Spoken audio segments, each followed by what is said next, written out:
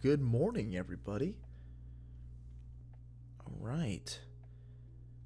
I am very happy to be back with you guys this lovely Saturday morning, or wherever you are. Might not be morning, might not be Saturday, but but for me it is. And yeah, today we're going to talk about Metacurrency, which for some of you might not know what that is.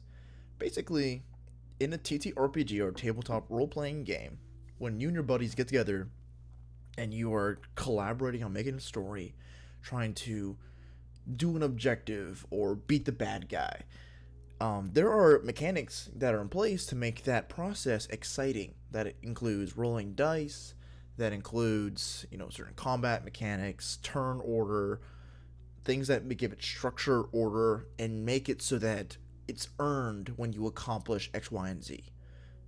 Another way to do that is by providing a way of metacurrency, which metacurrency is basically a way for the player, not the character, the person playing the character, to use a resource.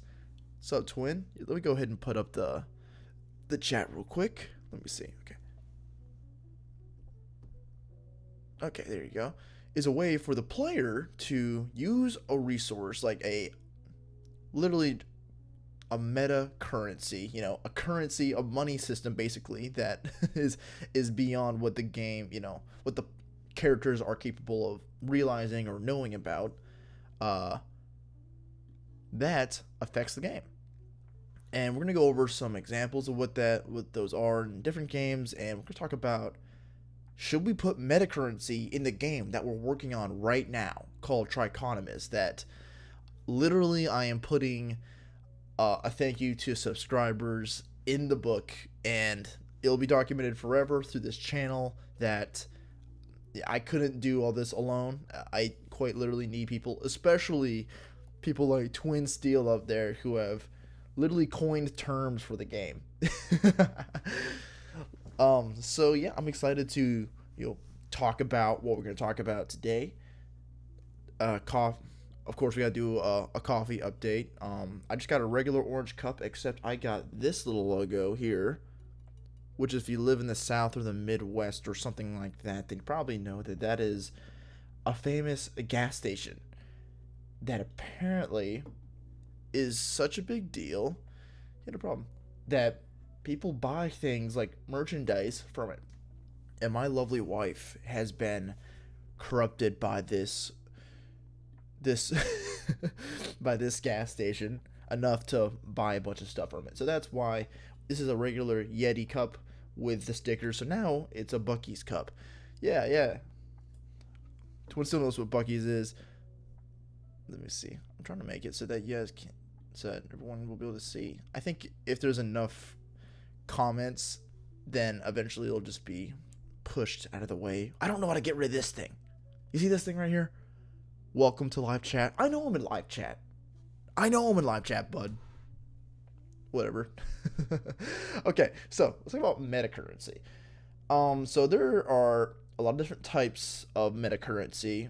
A lot of which I have like a list right here with some other games, but there are the obvious ones like inspiration.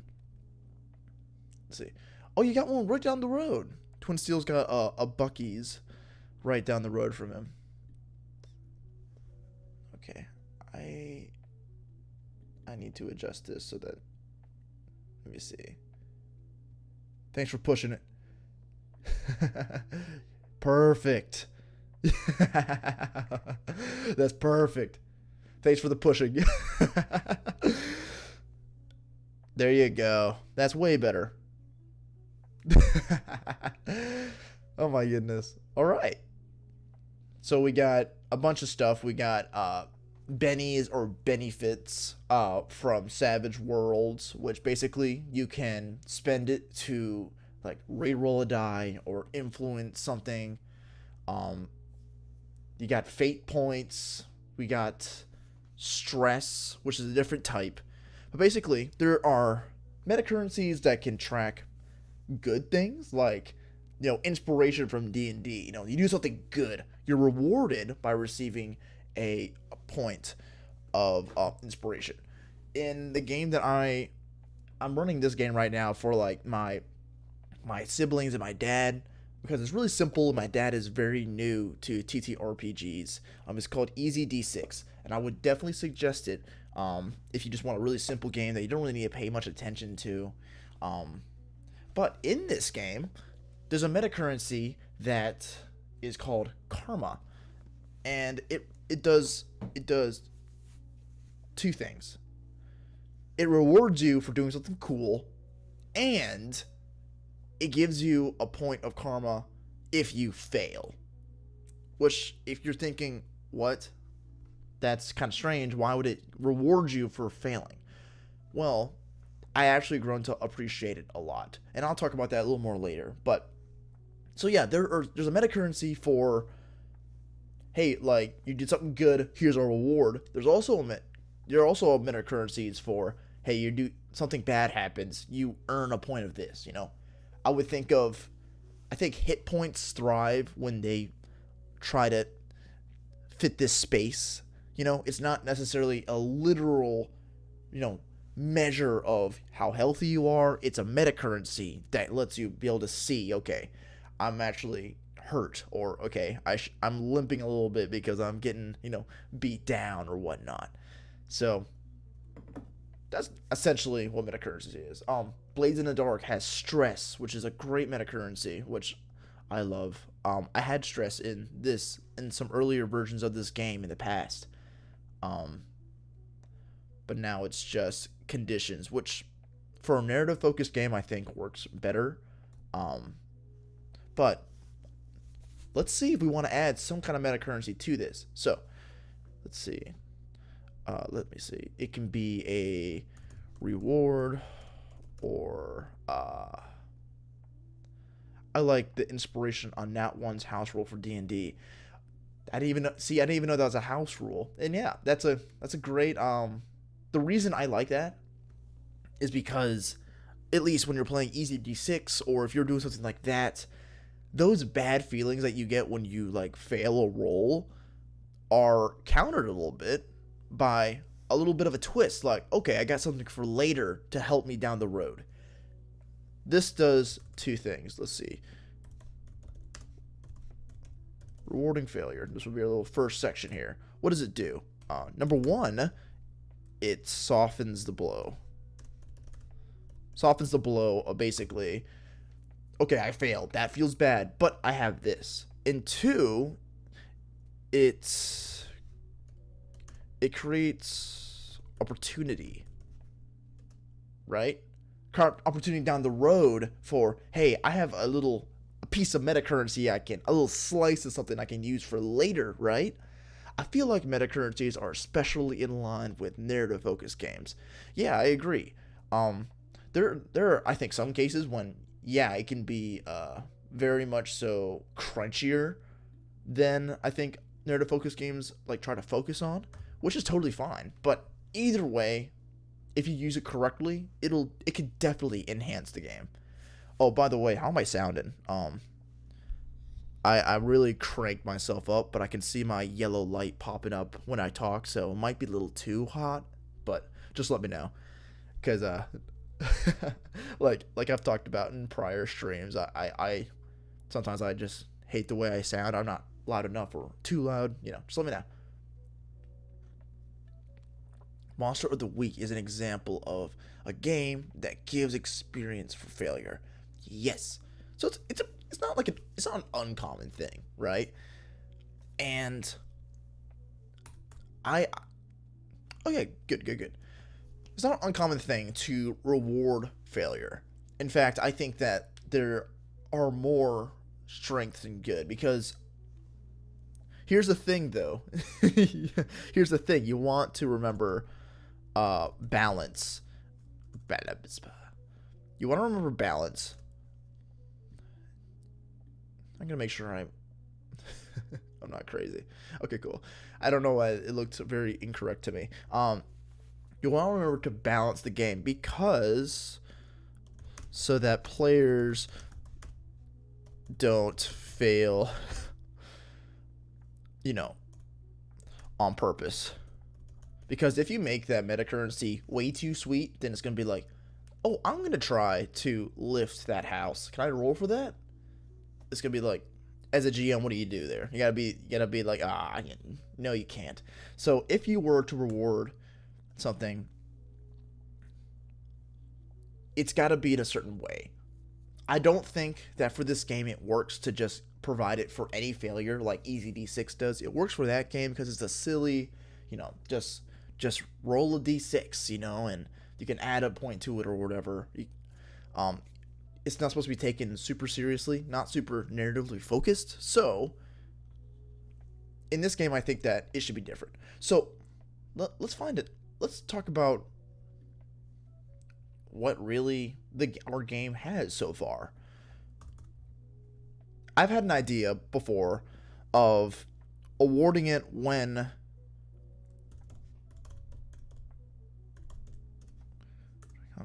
I thought about maybe, when do you reward it? Maybe when you receive a condition, or maybe when you get one or you relieve one. I'm not sure yet. Oh yeah, gotta make consequence of failure prerequisite to attempting a check. Okay, gotcha. Yeah, that's a good way to do it. And if you're going around saying, oh yeah, you'll essentially get a, $100 bill every time you fail a check at the beginning, if that's like woven into the rules, what's going to stop the players from actively trying to fail and like that being the game now? No. I still want failure to be, the less, I can't talk.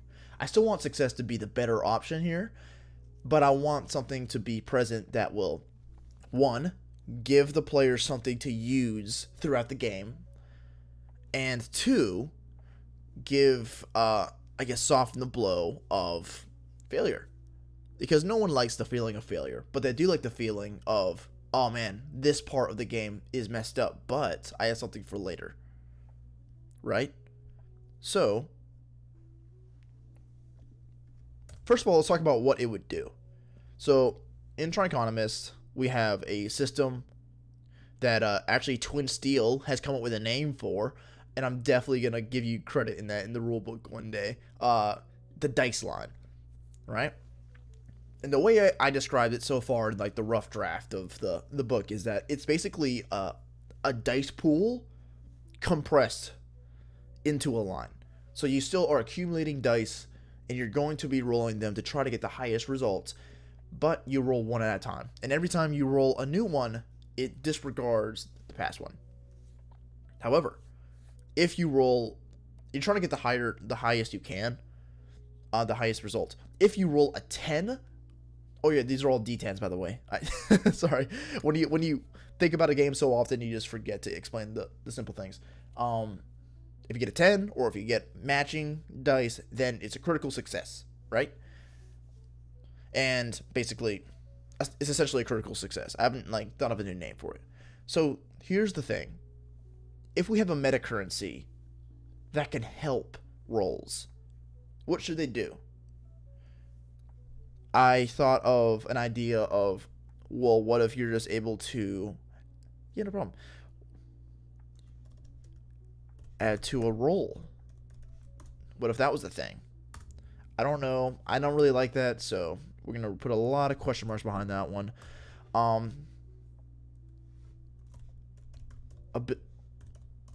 Another idea I've had, because I'm starting to try to really think of, okay, what are abilities going to be in this game?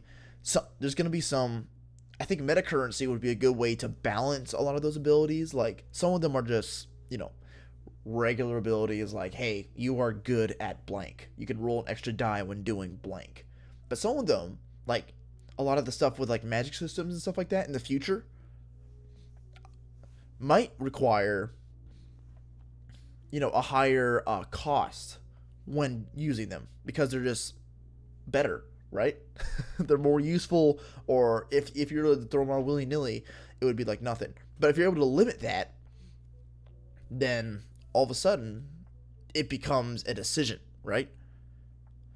You mean like spend on a 1 1 2 increase the results? Yeah, that's the thing. You're talking about this. I don't even know if I like that yet. I'm just trying to come up with some possible ways to use metacurrency. So let me know if you know of any cool ways to use it. I don't think I necessarily like the idea of adding to a role. So, because I don't want this to be just a resource that's, too OP. You know what I mean? Like,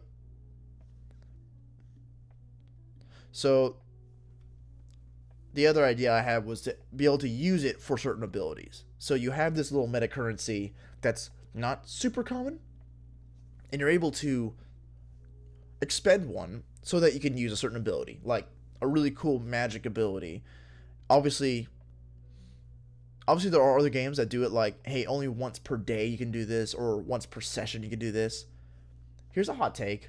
I think that can.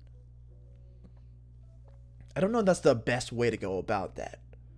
It's simple, yes, but I think that if there's a choice involved instead of just like a hard rule, like, hey, sorry, gotta wait 12 hours to cast Fireball again. I know that's not how the games work, but that's essentially how they work. I'm not sure that's the optimal way to do that. Give the players a decision. Do you want to expend this resource in order to do this thing? Main ways I know are to spend before for advantage and spend after for reroll. Okay? Adding to result is how luck works in Valiant, I believe. Adding to the result. Okay. So yeah, so I guess their resource is called luck, and basically they just add to a roll. I gotcha.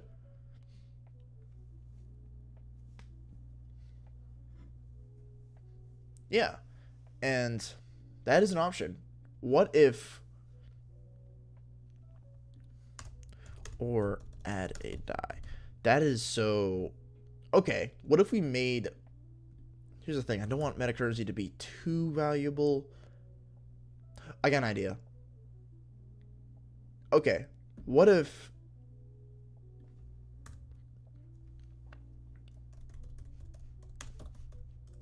we got a cap on the metacurrency? Let's say the max you can get is like, I don't know, 5. That way, we're not going to see some absolutely outrageous, rolls in order to try to get as much as possible. You can't get 20 and then instantly succeed on every single roll. What if you can add a die or add something to the roll?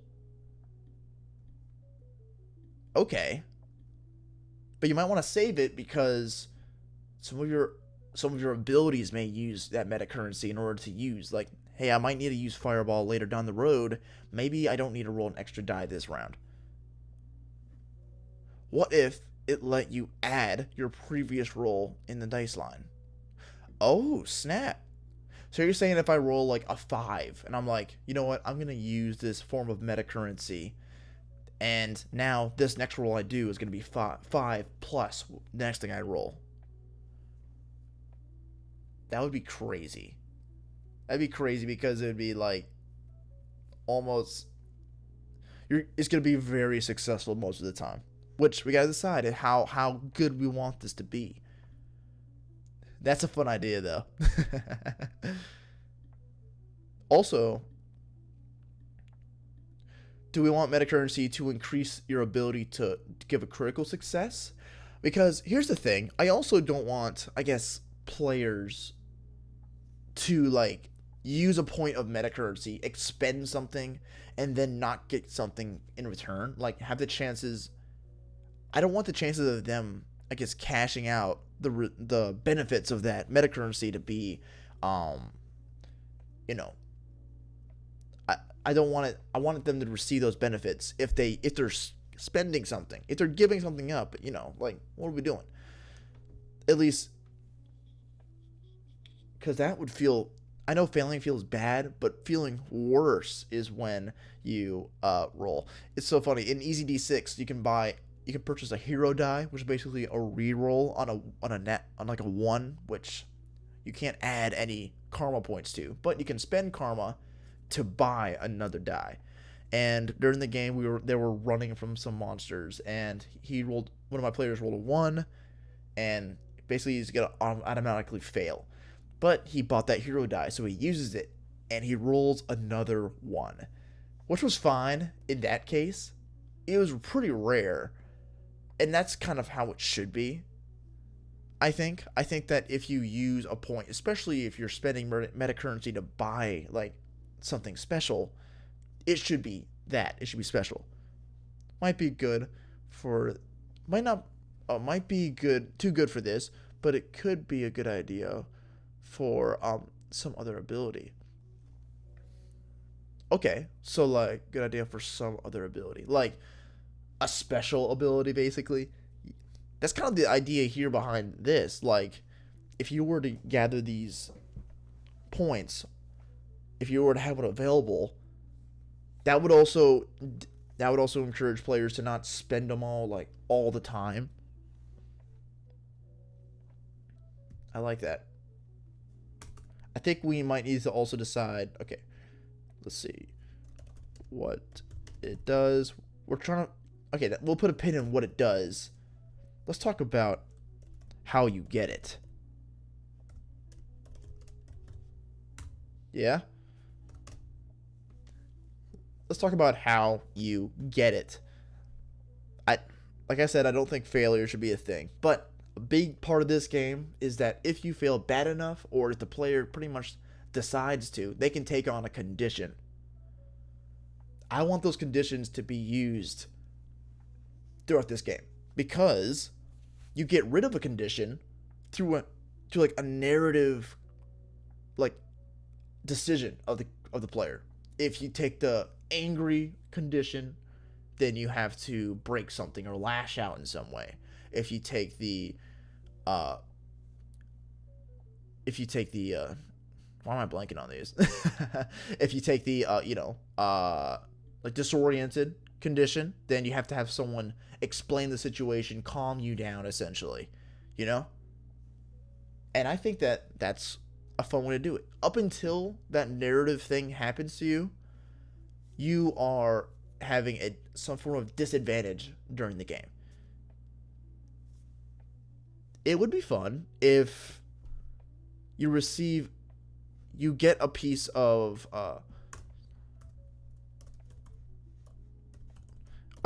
metacurrency when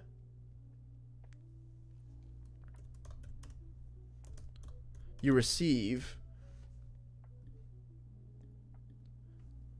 a condition.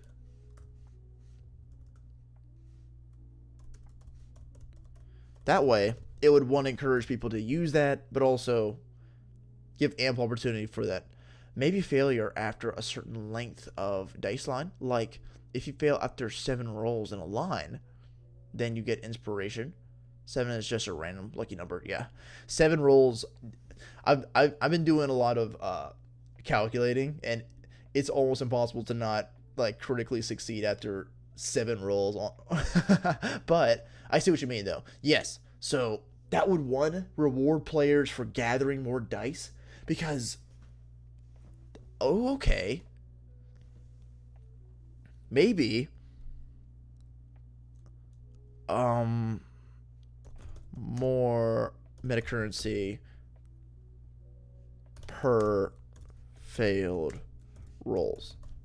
Okay, so that would reward players for having a lot of dice in their dice line, because you can be just naturally good at like strength or like dexterity-esque things, or you can do things actively in the game to increase your dice line. This would reward that. That's a great idea, Twin. Great idea. So how would that work? Let me see. Well, for one, you could have, let me see. So normally we're going to have 1, 2, 3, and 4. Like 4 is probably the most dice you're going to have in your dice line. Good luck failing if you have a 4. But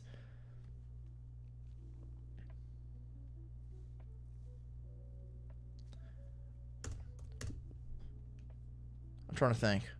Like, if you have 2 in your dice line and you end up failing, maybe then you get 1. Like, if you get, let's see, failed dice -1 equals metacurrency. So basically, this will keep it basically from, like, if you're really dumb, you're not gonna always try to roll to investigate or do smart people stuff just so that you're guaranteed, a point of metacurrency. You have to, like, the failure has to feel a little bit earned in a way. So -1, that way if you have a 2, which is like if you're averaging something, that. But if you're really good at something, have a 3 dice in your dice line, it's going to be rare that you absolutely fail. But if you do, you get a point of metacurrency. That might be a little too complicated, but you see where kind of my head's at right now. It's like, I don't want to promote people to do dumb stuff just because,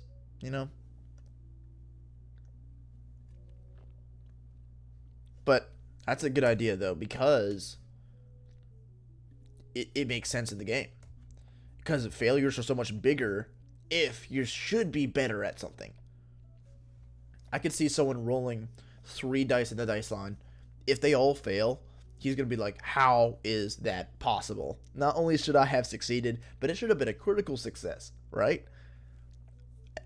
It's almost a 100% because the way the game works is the more dice you have, not only are the higher possibility of dice you have, but also the higher chances you have of getting a critical success. By that third roll, you have a 30% chance of getting critical success. 30%. And if you fail all 3, yeah, I'm going to throw you a bone. Absolutely.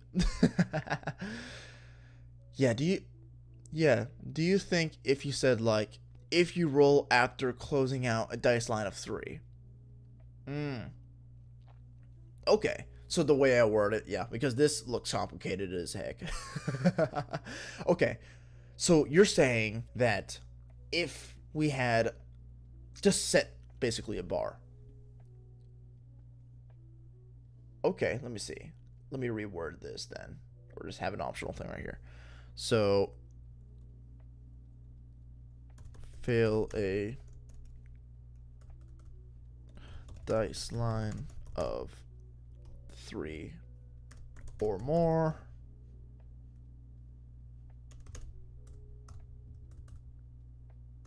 equals 1 metacurrency point.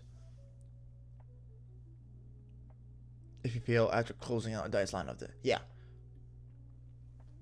that way it's like, because one thing that I think is interesting about, I guess, this is it's throwing another thing to consider when thinking about, like, gambling when it comes to rolling the dice.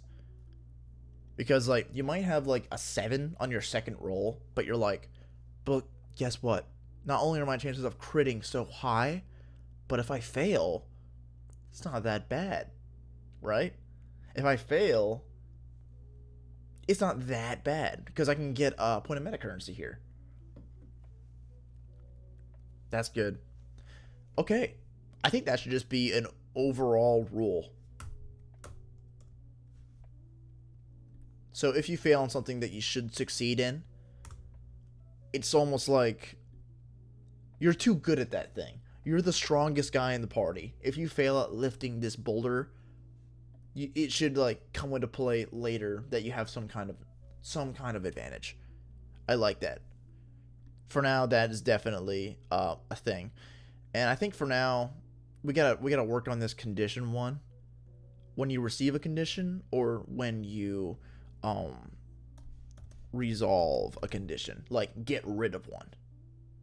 I think it should be receive, honestly, because resolving is honestly not that hard. And you don't want people to rush that process, right? Because if you get a penalty metacurrency when you resolve a condition, then where you are, then people are not even going to let the role play aspect of the condition play out. But if they are quick to receive a condition in some way, like if you're, because I want the player to be able to tell the GM, oh, I failed that roll. I think my character would be angry after that, right? Yeah, I think receive would be better than resolve. Yeah, I agree. I think my character would be angry. Yeah, I think it needs a cap because because people, I don't want people to get like 20 and then like, oh well, you win the game. You've won for sure. Like even Easy D6. I know I keep referring to this, but it's fresh in my mind because I led, my second session with it a couple days ago. Fresh in my mind. Even in this game, which is so rules light, it's so simple. It even has like a form of a cap. It says all your karma at the end of the session like goes away, and you have to re-earn it. Exactly. Only like 3 or something like at a time. 3 would work well.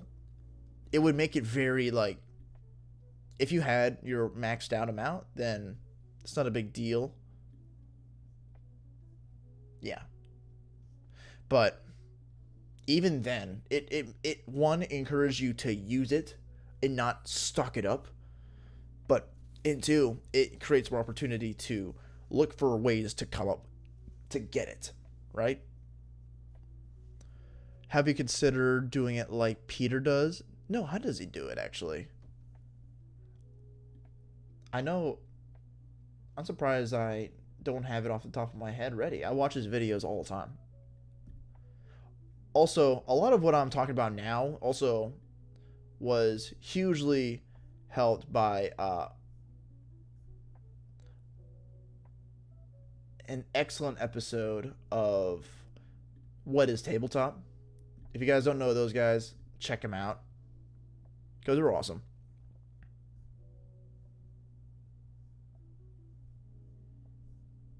What is Table? Where is Tales from Elsewhere at?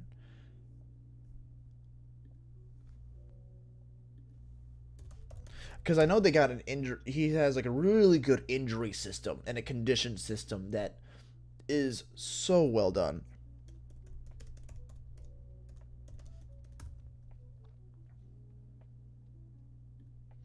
And he just made a video that I watched recently about TTRPGs that you should read or look at if you're making one. Those videos are always super. I treat them like gold. You choose to have something bad happen to you to get a point. So once a character trip and if you have a character trip and fall when surprised by a zombie, you get a point. I gotcha. Yes. Yeah. So that's essentially kind of what would happen here with the condition system, right? Because you can fail, just by rolling. And if you fail or if something narratively happens, you can take on a condition. We can look at these again. And we can look back at the conditions too. I got a list of them right here, actually. And we made these during another stream, so it's been awesome. But anyway, so we got bleeding, bruise, sick, starving. Those are usually going to be a factor when you are fighting, except for sick and starving. I don't think anyone's going to actively choose to be bleeding or bruised because one, those are like harder to resolve. But you can still choose them if you'd like. So if you fail a certain role or like something during a social encounter or role playing, maybe you become scared, you receive fear, or maybe you receive shame, maybe you get angry, maybe you're in despair, It's totally player controlled. I think that's the way to go because ideally people that play Trichonomous will want to have a say in how their character interacts and adapts and reacts to the environment. Bars? Maybe not. I don't know. But I think that should be a thing that the players have a say in. So maybe you do fail a roll, or maybe you just decide that my character is probably paranoid right now because he's in an uncomfortable situation, right? I feel like we've been doing a really good job at being consistent in the way we've been designing this game, so that the player is able to, the GM can say, hey, looks like you didn't make it this roll. What happens now? To the player, you know, when it comes to what's happening within them internally. Is it a rule that you can't immediately clear a condition that scene, or can you clear it right away? It's not the rules don't actually say anything about it right now. But I think about that a lot. I'm like, what's to stop somebody from getting with another player being like, hey, I'm about to be disoriented. I'm going to take on that condition. Can you just immediately heal me from it? To like really quick get the currency. Because I do want to break up the game into scenes. Just like how I've been watching videos about how Daggerheart's been doing it. It's been all the rage. And yeah, they break it up into scenes. I'll do a lot of games. So what if we say, okay, for the entire scene, you have to maintain it. Must.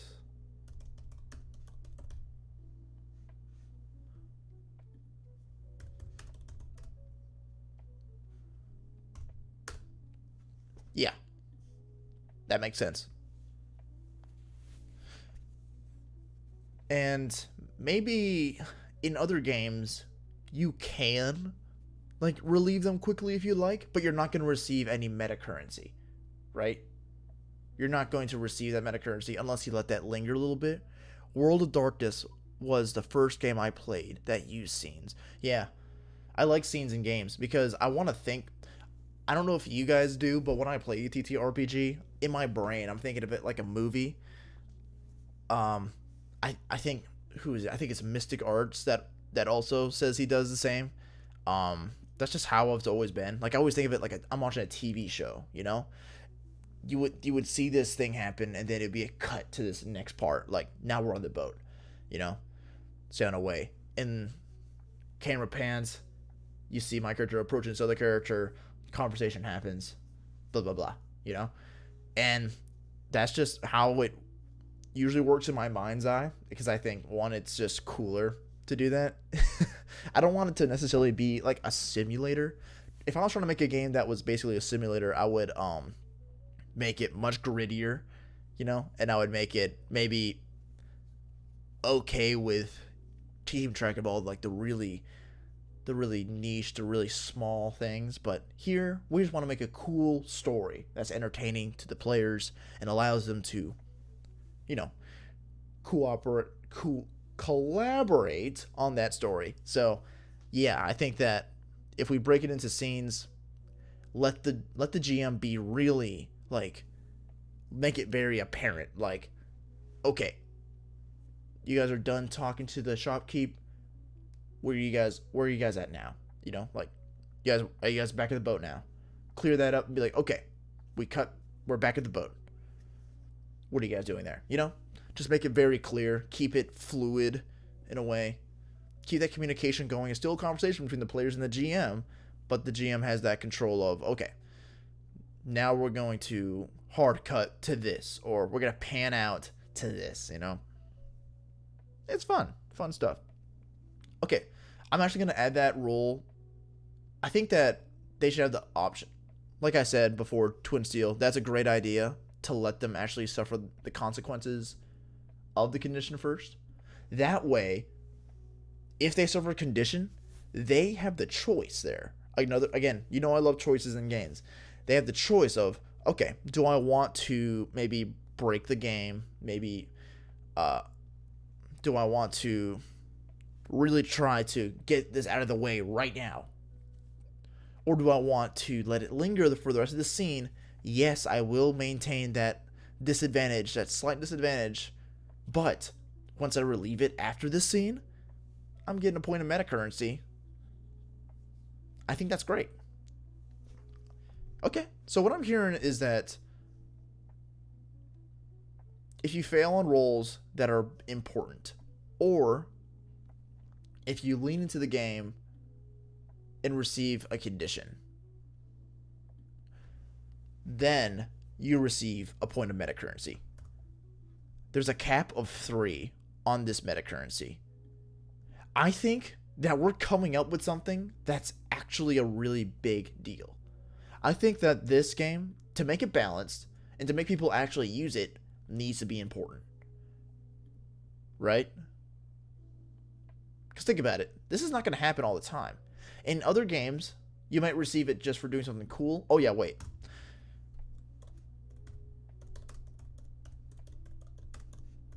I think this needs to... Oh, wow. I think this needs to be a thing. I think you need to be able to get a point of metacurrency if you do something especially cool. But that's kind of out of your control. Like, you can do something and then look up at the GM like, did I get the thing? It's like, let that be up to the GM. But I think overall, this rule should be just something that happens across all games. Because what are we there to do, right? We're there to do cool things as we tell this story, encourage the players to be creative, right? I think now the cap should move up to 5 again. So there are ways you can control it. There's a way you can control it. There's a way that's up to chance. And there's a way for the GM to contribute, right? Pretty much. And as of now, what do you think, Twin? What do you think about that?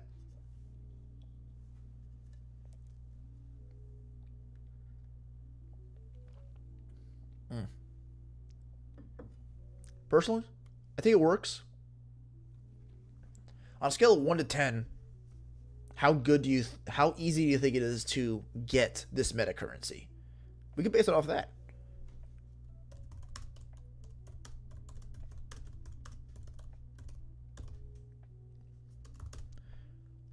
One being like it's we'll do it, so how hard is it to receive the metacurrency? 1 is like you literally get it for doing nothing. Maybe you're handed them out willy-nilly. And 10 being you could expect to get 1 for every session. I feel like this sits at a solid 6 when it comes to that scale. I think you're gonna have to work at it. It's above the 5. It's closer towards the harder to get. But it's not that bad. There's several ways to do it, right? I don't know. So, thinking about that, like I said, we gotta make it balanced. It feels fairly easy. With a cap of 5, maybe leaning towards the less potent effect. Thinking 7. Yeah, we're kind of on the same wavelength there. Okay, yeah. It does feel kind of easy to receive. Because there are several ways to do it. Because even just this rule, doing something cool, that's a very common and very accessible way for them to receive it. Yeah. Great minds think alike. And it's an honor if our minds can be anywhere near the same page. I'll take the same chapter with Mr. Twin Steel. You kidding me right now?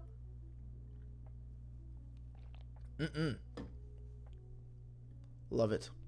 But anyway, what was I doing? Goodness gracious. Okay, so yeah. So you're thinking the effect shouldn't be as potent. Okay, yeah. I'm gonna change this to doing something insane. Just 1 level higher. So it's a little bit harder to get. Yeah. Yes, sir. Okay, so we're gonna have a cap of I think 5 is probably a good number, right? 5 or 3. I don't know. We'll decide. So I think that abilities, I think that might need to be up there because we're gonna have a lot of abilities. I've already started making some of them, and the only way here you go. Here's some abilities here. Yeah, I've been at work. I've been working. I'll put that back over here. We'll save that for another video, but you can always pause and read them, I guess. But still, I'll talk about them later, what the certain numbers and stuff mean. But okay, so basically, I think that yeah, we should chat sometime. I have a playtest for some new Nimble classes in development coming up if you're interested. Oh my gosh, please. Actually, I've been behind on making content lately. Like I have a video I've been sitting on trying to work on. Yeah, that for now, yeah. I got a lot of abilities going on. I have a video I'm working on, but I've been really busy lately. Unfortunately, if you don't know, I don't know if I've mentioned it, but I'm in a master's program in my college right now. I'm getting I got a lot of family stuff going on. Like my sister got married like recently, and my anniversary was last week. A lot of stuff has been happening, so I haven't been able to be as consistent. That's why I wasn't here last weekend. I thought I was gonna, but I just couldn't. But there are things I want to be more involved in this community, and one of them is, being able to have people play test parts of my game, being able to be a part of other people's creations. I don't have a lot to bring to the table. I'm so new to this, but I just love to do it. I love to learn. Absolutely. Oh, by the way, I was gonna announce this on my last video. I think I talked about it like several weeks ago, but I'm going to. I think it's in my. Sorry, I'm trying to arrange stuff. I think it's in my channel right now, but at the top of the channel, there should be a link to the Dice Anvil Discord. Yes. I'm gonna pull it up right now. So here's my little channel. There's us right now. And yeah, out of all these little links, we got a Discord now. Let me see. Sounds like a busy time of your life. You're killing it, bro. No, thanks, man. Thanks for understanding. I do love this little pocket of the internet that we have. It's a good community, and I'm really trying to be more involved. It's just once I graduate next Christmas, I'm gonna be rocking and rolling. I feel, because I'm doing that, working full time and stuff. I used to be able to write scripts for my videos. It's hard to do that now. I did it for a long time. I've been working on this one script for this video I've been trying to make, talking about the death mechanic based on what we talked about in the last stream. And I don't even like the video, so I'm gonna re-record parts of it because I just oh man, because I'm trying to get the quality up. It's hard. But thank you, Twin. But anyway, but yeah, join that Discord. If you'd like, that's probably the best way to get to me. Real quick, I don't know if you're already in or not, but I try to make it so that you're able to just join by clicking the link. I don't know if that's how it works, but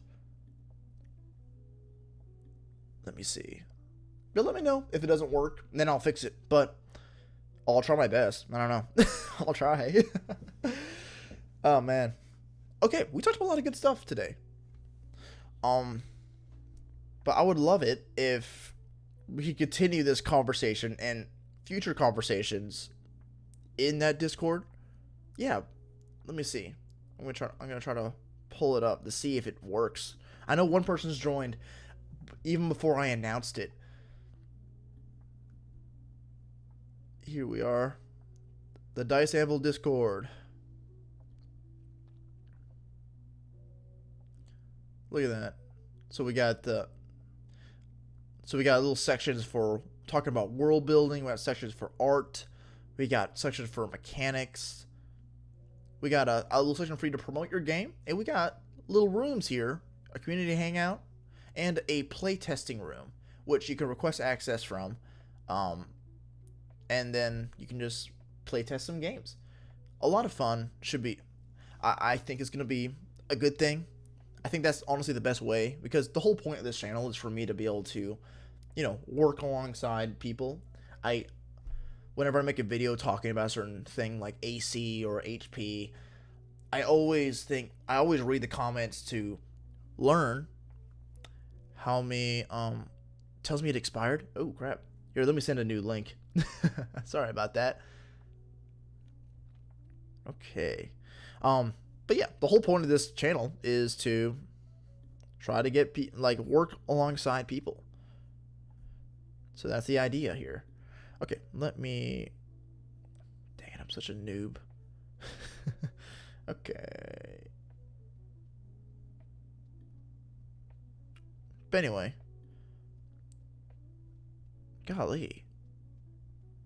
Alright, tell you what. I will figure it out, and then I'll post it in the link, or I'll post it in the chat of this, but also put it renewed inside of the Dice Anvil channel, and we'll call this the official launch of it. I'm gonna announce it in the ending of my next video, in a really cheesy way, but but yeah, go ahead and hop on that. I would love to continue this discussion. Twin Steel, I would love to be involved in any playtest endeavors that you have. Just let me know how I can help, because this world is too big for people's ideas to not be shared, right? Okay, guys. Well, that's all I got for this morning, but I think we had some good combos, though. And like every stream, it's all being applied to how this game is being created. I'm going to literally, it's all thanks to you guys. People like Twin Steel in the chat, people like commenters, people that subscribe. We're at 333 subscribers right now. Halfway to the cursed number, which I but yeah, so thank you guys so much for joining, and thank you guys for being a part of this journey, and I'll make sure to link that Discord so that we can continue talking, and so that I can acknowledge the things you guys have made. Yeah, appreciate you. But anyway, I will see you guys later. Goodbye now.